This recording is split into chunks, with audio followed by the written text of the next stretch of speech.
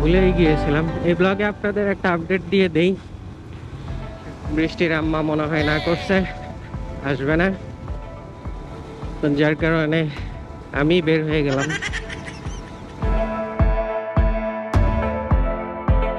আসসালামু আলাইকুম, কেমন আছেন সবাই? সবাইকে লেট ঈদ মোবারক ওয়ান্স অ্যাগেন। ঈদের দিন রাজশাহী এসেছিলাম, আজকে চলে যাচ্ছি। আলহামদুলিল্লাহ ঈদ ভালোই কেটেছে। ঈদের দিন সকালে উঠে ঈদের নামাজ আদায় করছি। নামাজ শেষে ফটো সেশন ছিল, তারপর বাজারে গিয়ে বাকিদের সাথে একটু সময় কাটালাম, আড্ডা দিলাম। দুপুরবেলা খাওয়া দাওয়া করে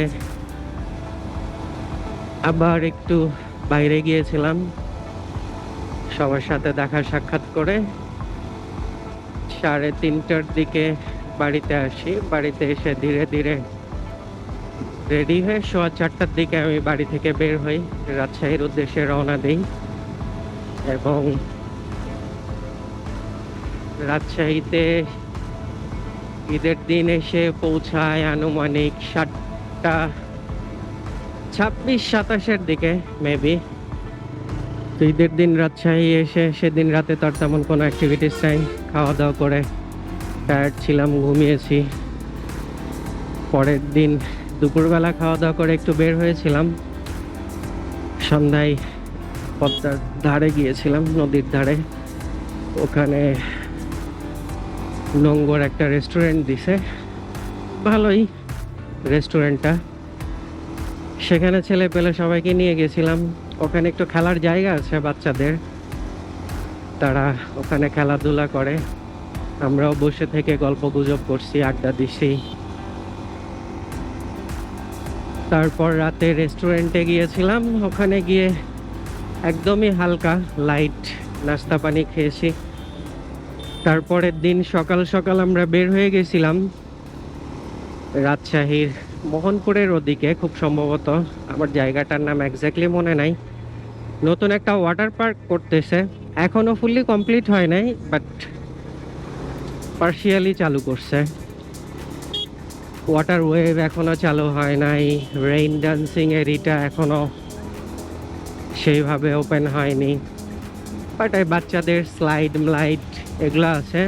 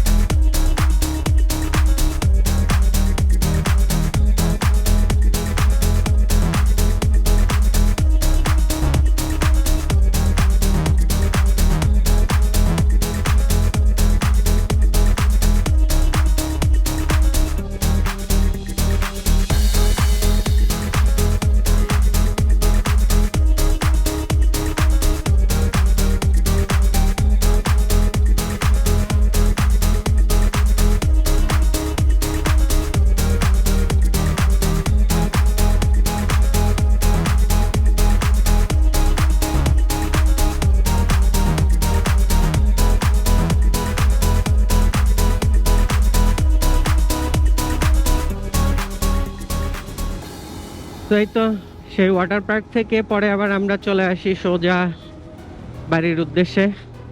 এবং বাড়িতে যাওয়ার আগে সিটি হাটে গিয়েছিলাম, সিটি হাটের ওইদিকে নাকি কালো ভুনা পাওয়া যায়।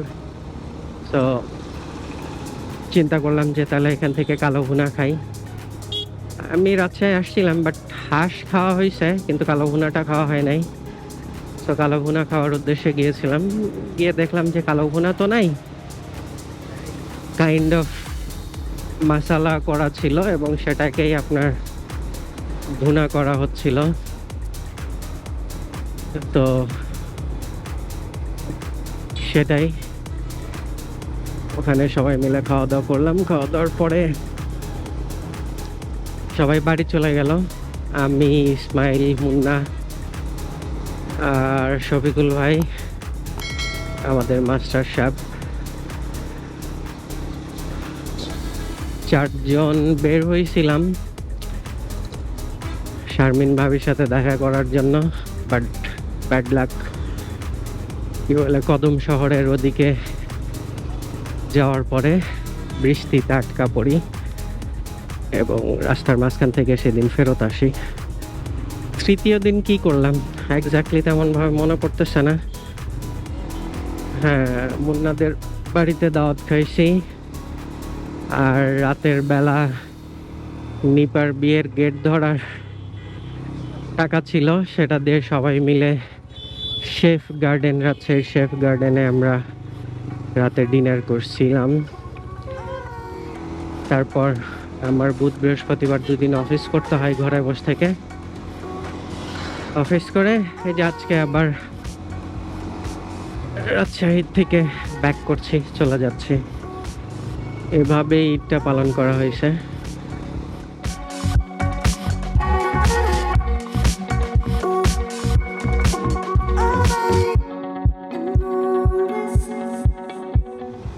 ওহো, ভুলেই গিয়েছিলাম এই ব্লগে আপনাদের একটা আপডেট দিয়ে দেই। বেশ কিছুদিন ওয়েট করার পরে অবশেষে আমি এই মাসের প্রথম দিকে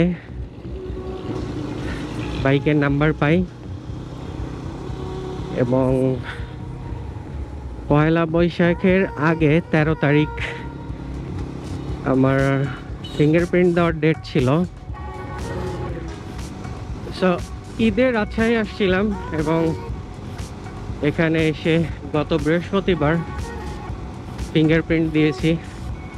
এটা নিয়ে আমি ফেসবুকে গ্রুপে, বেশ কিছু বাইকিং গ্রুপে পোস্ট করছিলাম যে অনলাইন যেহেতু হয়েছে, সো ঢাকা থেকে নাম্বার করা বাইকের ফিঙ্গারপ্রিন্ট রাজশাহী বা অন্য কোনো বিআরটিএ থেকে দেওয়া যাবে কিনা। তো এক একজন এক এক রকম মন্তব্য করছেন,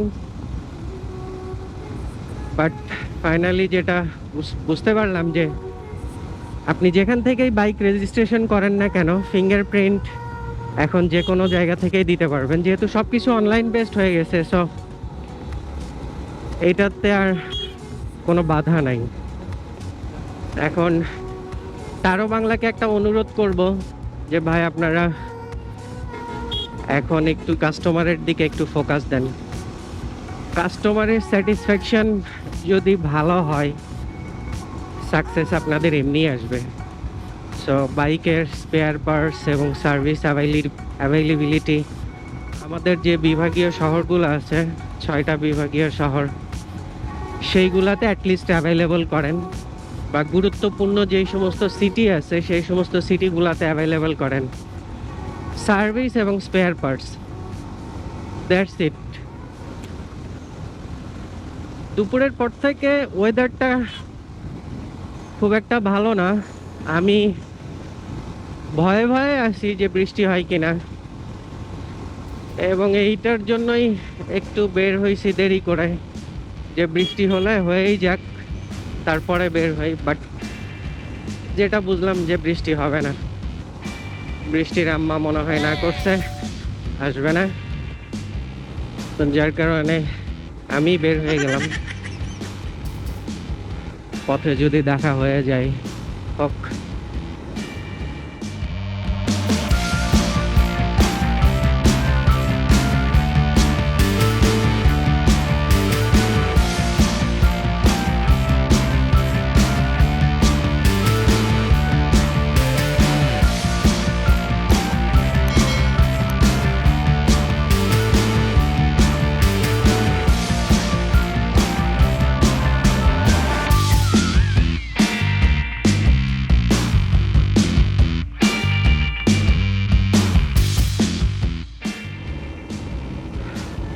জানি না ক্যামেরায় ভালো আসতেছে কিনা, বাট মেঘ দেখছেন কি অবস্থা।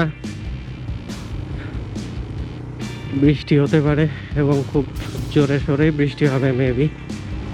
বৃষ্টির আগে তাড়াতাড়ি যেতে পারলেই হলো।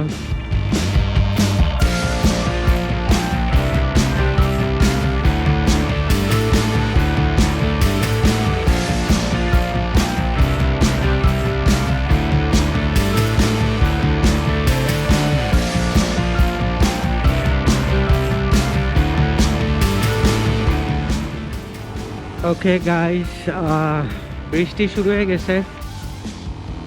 শেষ পর্যন্ত বৃষ্টির কবলে পড়েই গেলাম।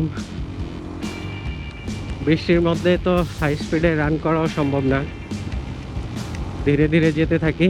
ক্যামেরাটা খুলে রাখতে হবে। তো আজকের ব্লগ এখানে শেষ করে দিই গাইস, দেখা হচ্ছে নেক্সট কোনো ব্লগে। ততক্ষণ পর্যন্ত ভালো থাকেন। আসসালামু আলাইকুম, টাটা।